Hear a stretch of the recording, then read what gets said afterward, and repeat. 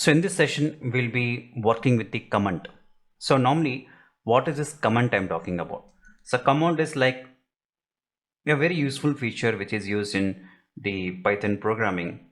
It's like writing a notes in English along with your program.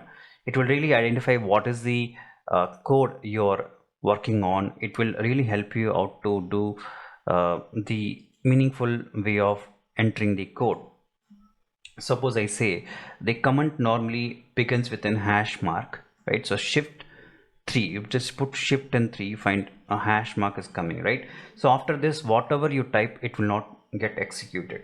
So suppose I say I'm just typing a program, say printing out a text. So I type printing out text, right? So in this I put here print command and I put hello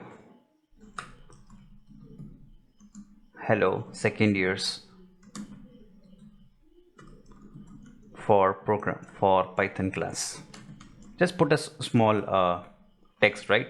And in this case, if I execute it, shift enter, you find that it will just execute only the print command, right? The print function is executed, hello second years of Python class. In this case, you find that this will not get executed since it is a hash mark, right? Hash mark indicates that it is a comment.